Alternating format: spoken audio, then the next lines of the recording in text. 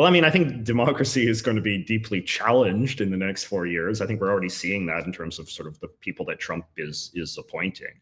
When people, somebody like Pete Hegseth being appointed to be Secretary of Defense. What's your problem with Pete Hegseth? Well, I mean, the idea is that Pete Hegseth sees the military as something that should be an extension of political power, as opposed to something that is apolitical and like what specifically are you referring to? What has he said, or what does he believe that makes you think he believes this? Well, because he thinks that basically like the military is woke, right? And so he's written an entire book about this, right? Like he thinks that there should be sort of like a mass purging of generals and get rid of like senior officers who have the wrong sort of political beliefs and bring in better people. And I think that's what's wrong with that?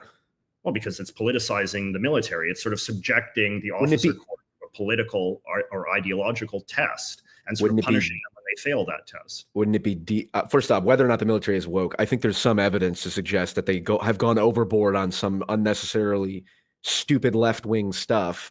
Perhaps they have, but that's so if his goal is to depoliticize that, I don't see how that's a problem. Well, because you can depoliticize. I mean, you can sort of tackle these kinds of things at like a policy level, and you can say, well, maybe the military shouldn't have this program or that program and whatever, and that's fine.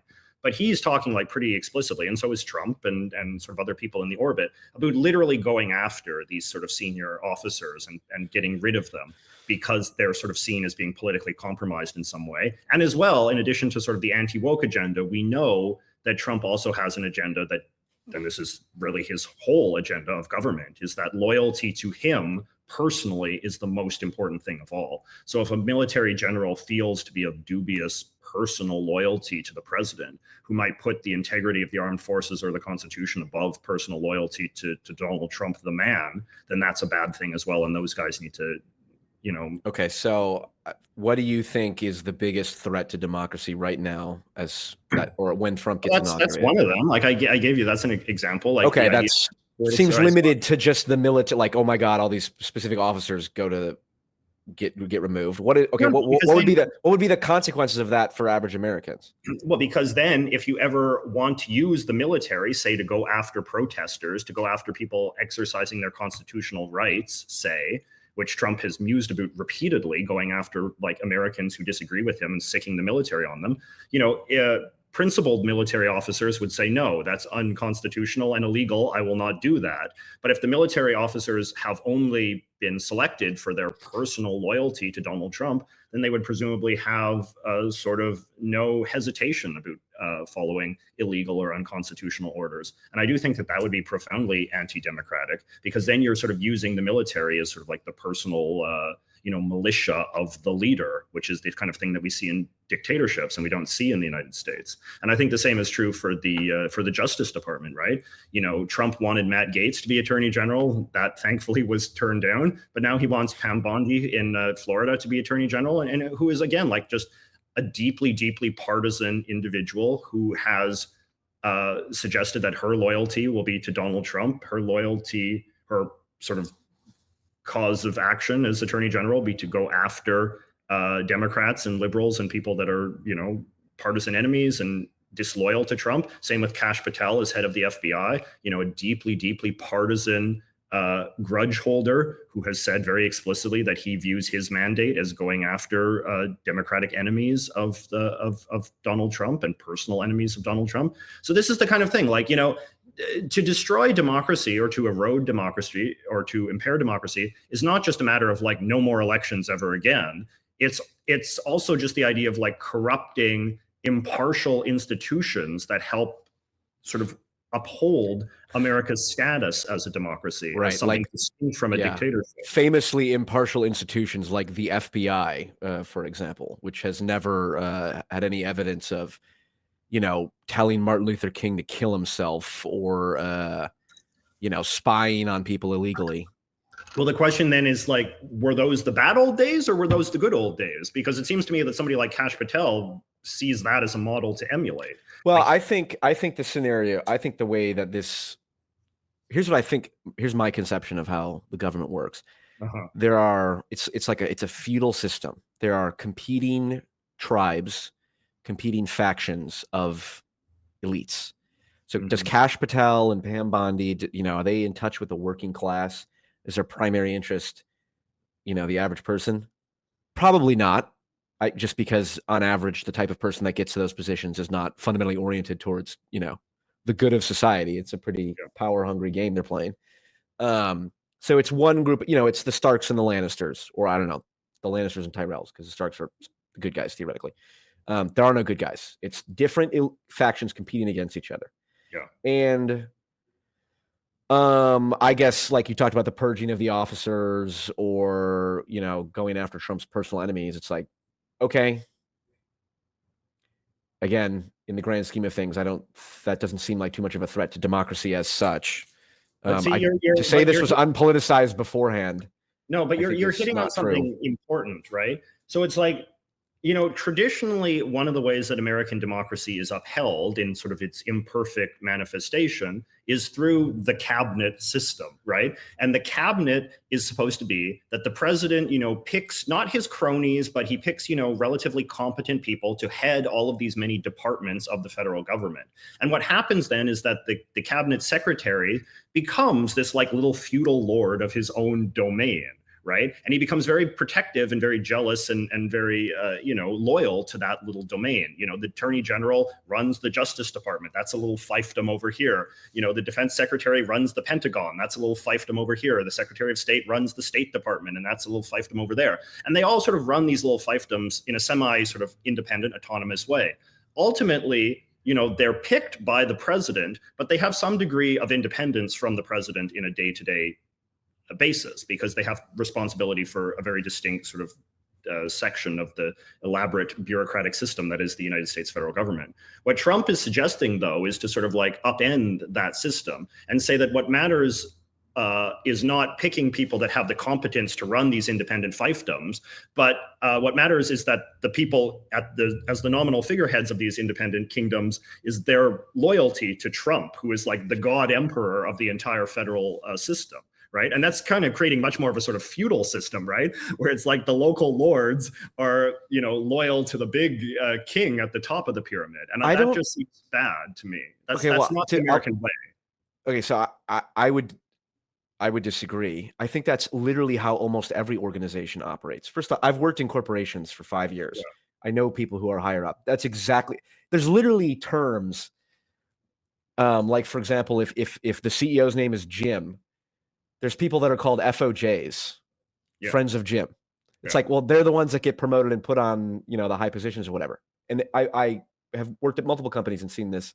And of course, this is the case. For two things, arguably, that's not inherently a bad thing. Like if I'm a CEO or a leader of any kind, part of what allows me to run the organization efficiently is if I can trust the person who I've appointed. It's like, you should only pick the most competent person to be the head of technology.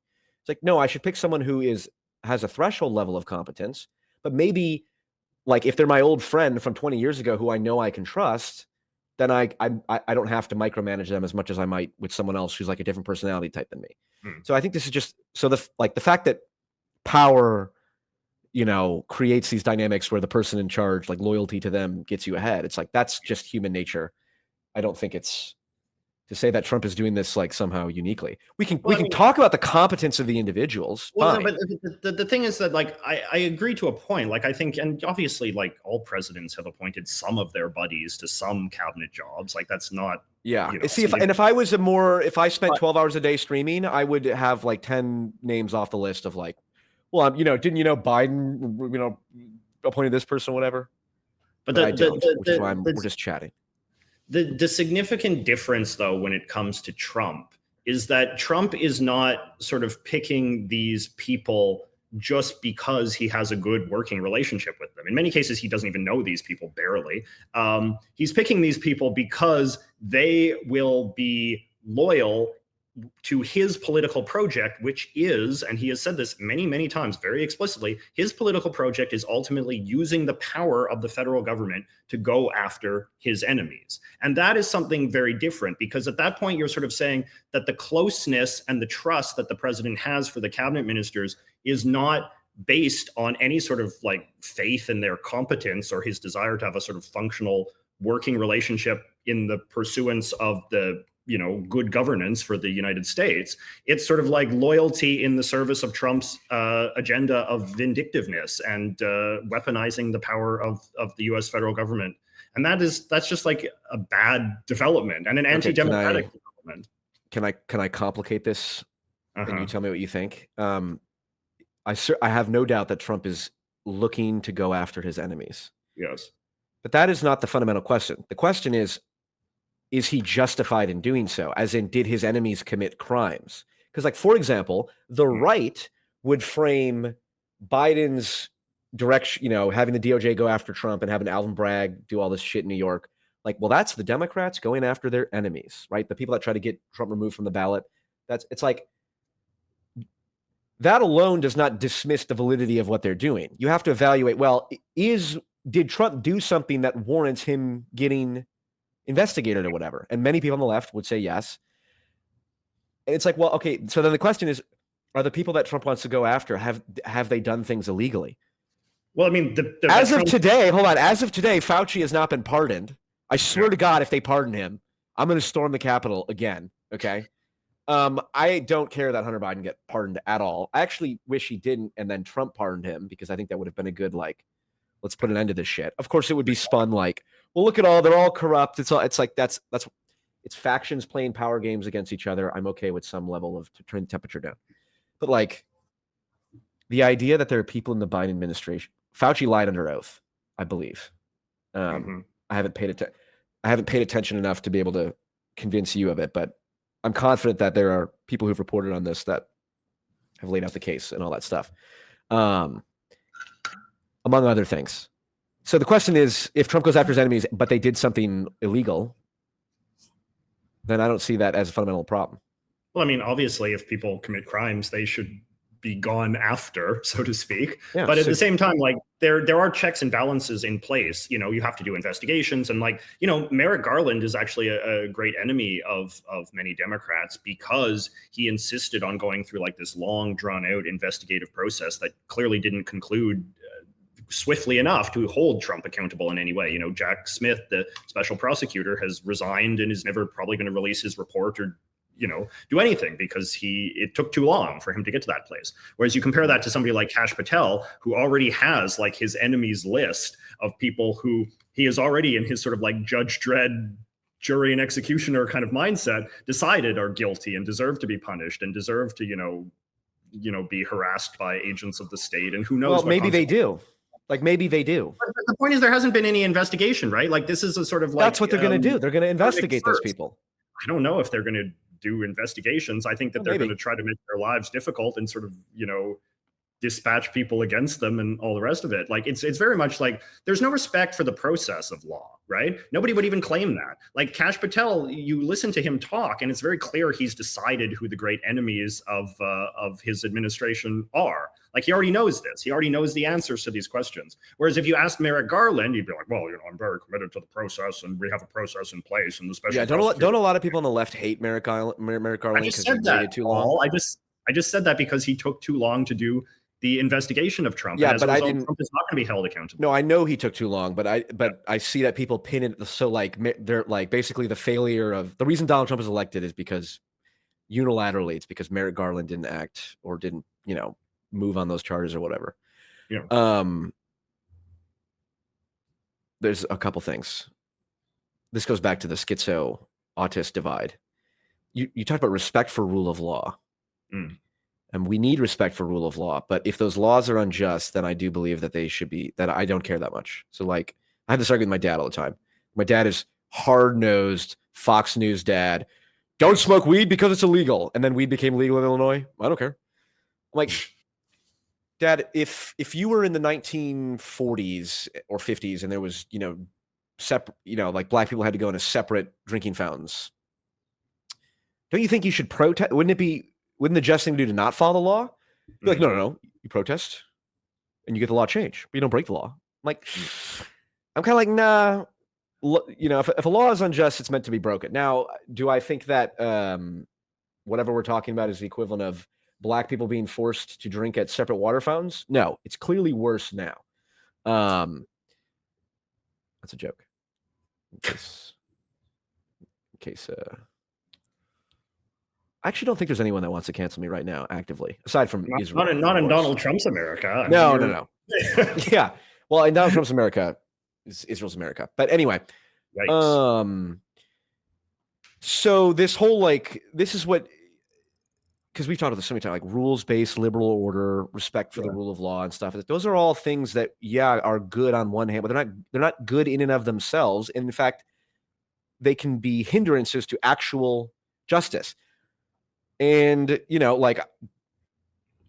this is one of those examples where I should be more educated before I say what I'm about to say. But like I said, I'm happy to operate on vibes, and people can stop listening if they don't like what I have to say. Yeah. I believe that Anthony Fauci, Dr. Fauci, lied under oath about funding gain-of-function research at the Wuhan Institute. Okay. I would like to see some level of investigation into that. EcoHealth Alliance, Peter Daszak, all these people that I don't care enough to spin the story in a way that's convincing for people. Yeah. To say, oh, well, but he's going after his enemies. It's like, I don't care. If they deserve it, then it doesn't matter. And it's like, well, respect for rule of law and stuff. It's like the FBI and the intelligence agencies. I was going to bring this up with Destiny. It's like, I've been reading more into like JFK assassination, into what the CIA has done, Operation Northwoods, all this stuff. It's like there's some evil fucking elements in the U.S. government, the establishment, the permanent state. So this whole rule of law, like, whoa, it's like that's just cover for corruption. That's not just cover for corruption. That can be used as an excuse to cover for corruption. Like the FBI spied on Trump illegally with like illegal FISA things. Is that disputed? Someone on Bill Maher said it, and Sam Harris didn't push back, and that would have been Bill Maher. So I'm assuming it's true. Well, but the question then, Paul, is like, is that the model that should be perpetuated in terms of how the U.S. government functions? Vigilante justice? For me? Vigilante justice? Yeah, I like well, just that. Like the idea that because there's been sort of sins in the past and crimes in the past, and that the government has operated in a politicized or partisan way in the past, that that we should just accept that and embrace it and sort of like seek to perpetuate that system, just as long as we're the ones with our hands on the lever and we can use those powers against the people that we don't like. So at that point, you're just sort of saying that there's nothing sort of like inherently wrong with that approach to government, just as long as the targets are ones that you believe should be targeted. And that the second that the targets are unjustly being targeted, then the system... Well, I mean, you're not even saying then the system is unjust. You're just sort of saying like, I don't like the way that particular system is. Well, I mean, this is just how it plays out. Like people, there's people who say that. And historically, we have sort of aspired to have a kind of like higher aim of how government should work. That's what I'm saying. The permanent state, however bad I think it is now, was way worse in the past. Like MK Ultra and shit. That's go back to that kind of system, right? Well, I don't know. This is all because it's like when we look at it's an important point, right? Because like when you study American history and like the wicked things that the FBI did, it's in part a reflection of the fact that John Edgar Hoover had like too much power. Like he was like a one-man kind of little dictator who had no checks. Should have been reined in by the unitary executive, which is the president. No, because like the thing is like J. Edgar Hoover was sort of using the powers of his office in a very sort of like biased, ideologically driven, idiosyncratic, sort of personalist way that had little respect for, the norms and values and sort of institutional pretenses of the department of the federal government that he was running, right? And there's nobody on the Trump sort of side of things that is making the case for norms, values, and institutionalized integrity. They're just making the case that like, people who are on the receiving end of abuses should be people that we don't like, right? And this is, I think, why it feels like, the American democratic norms, the American sort of democratic ethos is breaking down a bit, because the sort of the Trump scene views any respect for norms or institutions or values as being a bit of a sucker's game. It's like a symbol of weakness and being a cuck, sort of like the kind of somebody that cares about someone that cares Listen. about these sorts of things is a sucker who should not be respected. And, Listen, you can storm the Capitol, but I draw the line at being a cuck, all right? And certainly an anti-Semite. That's not good.